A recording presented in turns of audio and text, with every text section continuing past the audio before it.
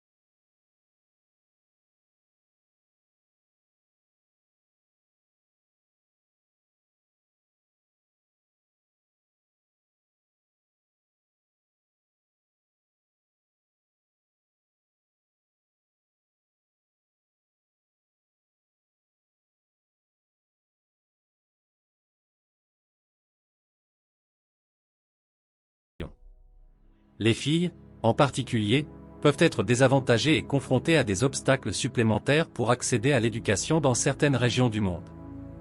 Manque de sensibilisation. Dans certains cas, les familles pauvres peuvent ne pas être pleinement conscientes de l'importance de l'éducation et de ses avantages à long terme. Cela peut entraîner un désinvestissement dans l'éducation des enfants au profit de besoins immédiats, tels que la subsistance quotidienne. Pour briser ce cercle de la pauvreté, il est essentiel de promouvoir un accès équitable à l'éducation en réduisant les obstacles financiers, en améliorant les infrastructures scolaires, en investissant dans la formation et le recrutement d'enseignants qualifiés, et en luttant contre la discrimination et les inégalités sociales. En donnant aux individus la possibilité d'acquérir des connaissances et des compétences, l'éducation peut jouer un rôle fondamental dans l'autonomisation et la transformation des vies des personnes vivant dans la pauvreté. Manque d'opportunités d'emploi. Les personnes vivant dans la pauvreté peuvent être confrontées à un marché du travail limité, avec peu d'emplois disponibles et des opportunités d'emploi peu rémunérées. Le manque de compétences, de formation et de réseaux professionnels peut également être un obstacle à l'amélioration de leur situation financière. Le manque d'opportunités d'emploi est un autre facteur majeur qui contribue à perpétuer la pauvreté chez les personnes défavorisées. Voici quelques éléments liés à ce problème. Croissance économique limitée. Dans de nombreux pays, en particulier dans les régions économiquement sous-développées, la croissance économique peut être faible.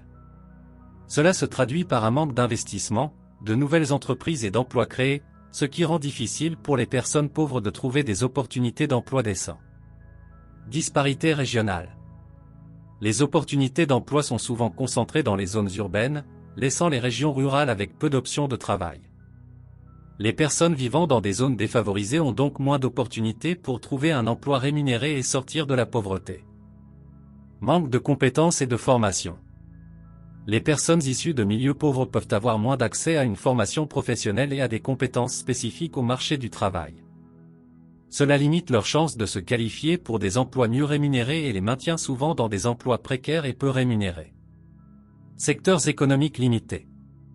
Certains secteurs économiques peuvent être dominés par des emplois à bas salaire, tels que l'agriculture, le travail informel et les emplois peu qualifiés. Les personnes pauvres peuvent se retrouver piégées dans ces secteurs sans possibilité de mobilité économique. Discrimination et exclusion. Les personnes vivant dans la pauvreté peuvent faire face à des formes de discrimination lorsqu'elles cherchent un emploi, basé sur des facteurs tels que le genre, l'origine ethnique, la religion ou le statut socio-économique. Ces formes de discrimination peuvent limiter leurs opportunités d'emploi et les maintenir dans des conditions précaires. Pour surmonter le manque d'opportunités d'emploi, il est nécessaire de mettre en œuvre des politiques et des initiatives visant à stimuler la création d'emplois, à favoriser l'entrepreneuriat et à investir dans le développement économique des régions défavorisées. Il est également important d'améliorer l'accès à la formation professionnelle et aux compétences, de promouvoir l'égalité des chances sur le marché du travail et de lutter contre la discrimination. En fournissant aux individus des opportunités d'emploi décentes, durables et rémunératrices, il devient possible de briser le cycle de la pauvreté et de favoriser l'autonomisation économique des personnes défavorisées. Discrimination et inégalité. Les facteurs sociaux tels que la discrimination basée sur le genre, l'origine ethnique, la religion ou la classe sociale peuvent contribuer à maintenir les personnes dans la pauvreté. Les inégalités structurelles et les barrières systémiques peuvent rendre difficile pour les individus défavorisés de sortir de la pauvreté. La discrimination et les inégalités jouent un rôle significatif dans la perpétuation de la pauvreté. Voici quelques aspects à considérer. Discrimination.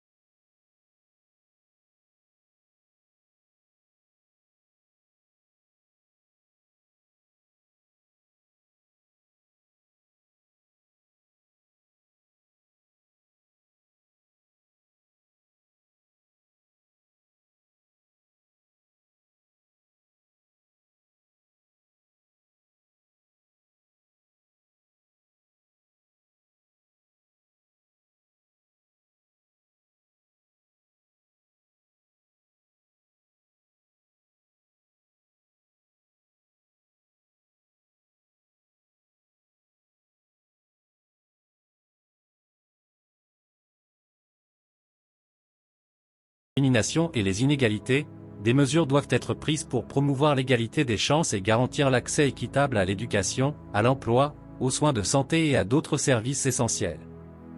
Cela peut inclure l'adoption de politiques antidiscriminatoires, la promotion de la diversité et de l'inclusion, ainsi que des initiatives visant à renforcer l'autonomie économique des groupes marginalisés. La sensibilisation, l'éducation et le changement social sont également essentiels pour remettre en question les préjugés et les stéréotypes qui perpétuent les discriminations et les inégalités socio-économiques. Cycle de pauvreté. Dans certaines situations, la pauvreté peut être transmise de génération en génération.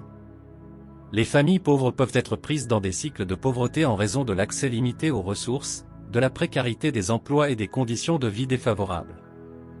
Les cycles de pauvreté font référence à la tendance selon laquelle la pauvreté peut être transmise de génération en génération au sein d'une même famille. Voici quelques éléments à prendre en compte pour comprendre les cycles de pauvreté. Manque de ressources économiques. Les familles pauvres ont souvent un accès limité aux ressources économiques nécessaires pour subvenir à leurs besoins de base tels que l'alimentation, le logement, les soins de santé et l'éducation. Cette insuffisance de ressources peut entraîner un cercle vicieux où les conditions de vie précaires persistent d'une génération à l'autre. Éducation et opportunités limitées. Les familles pauvres peuvent avoir du mal à accéder à une éducation de qualité en raison de contraintes financières, d'un accès limité à des établissements scolaires adéquats et de lacunes dans les compétences parentales en matière d'éducation. Le manque d'éducation peut réduire les opportunités d'emploi et de revenus, contribuant ainsi à la perpétuation de la pauvreté. Transmission des valeurs et des comportements. Les cycles de pauvreté peuvent également être influencés par la transmission de comportements et de valeurs défavorables, souvent en raison de l'environnement socio-économique dans lequel vivent les familles pauvres. Par exemple, des modèles de consommation excessive, des habitudes de gestion financière précaires ou des schémas de dépendance aux prestations sociales peuvent se reproduire d'une génération à l'autre. Manque de réseau de soutien. Les familles pauvres peuvent avoir moins de réseaux de soutien, tels que des contacts professionnels, des mentors ou des opportunités de réseautage. Cela peut rendre plus difficile pour les individus de se connecter à des opportunités d'emploi et de mobilité sociale, les maintenant ainsi dans la pauvreté. Effet de stigmatisation. Les individus issus de familles pauvres peuvent faire face à la stigmatisation sociale et à la discrimination, ce qui peut affecter leur confiance en eux et leur estime de soi. Cela peut rendre plus difficile le développement de compétences et d'aptitudes nécessaires pour sortir de la pauvreté. Pour briser les cycles de pauvreté, il est crucial de mettre en place des mesures qui favorisent l'autonomisation économique, l'accès à une éducation de qualité, le renforcement des compétences, ainsi que l'accès équitable aux opportunités d'emploi et aux ressources.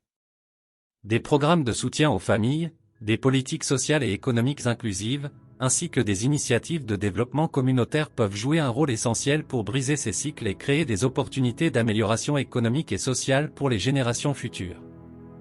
Problèmes de santé et de logement. Les problèmes de santé chroniques, le manque d'accès aux soins de santé adéquats et les conditions de logement précaires peuvent contribuer à maintenir les personnes dans la pauvreté. Les dépenses liées à la santé et au logement peuvent absorber une grande partie des revenus limités, laissant peu de place pour l'amélioration de la situation financière. Les problèmes de santé et de logement sont des facteurs importants qui contribuent à maintenir les personnes dans la pauvreté. Voici quelques aspects à considérer. Accès limité aux soins de santé. Les personnes vivant dans la pauvreté peuvent avoir un accès limité aux soins de santé adéquats en raison de contraintes financières, d'un manque de couverture médicale,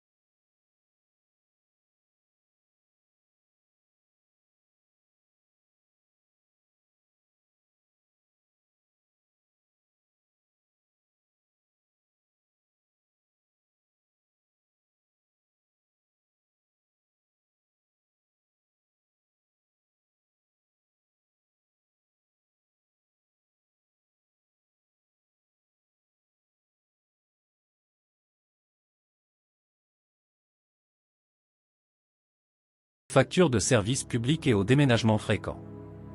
Pour lutter contre les problèmes de santé et de logement qui maintiennent les personnes dans la pauvreté, il est nécessaire de mettre en place des politiques et des programmes qui garantissent l'accès universel aux soins de santé de base, la promotion d'un logement décent et abordable, ainsi que des mesures visant à prévenir et à atténuer les conditions de logement insalubres.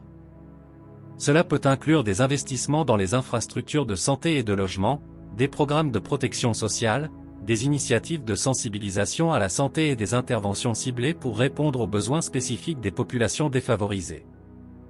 En conclusion, les raisons pour lesquelles les personnes pauvres restent dans la pauvreté sont multiples et interdépendantes.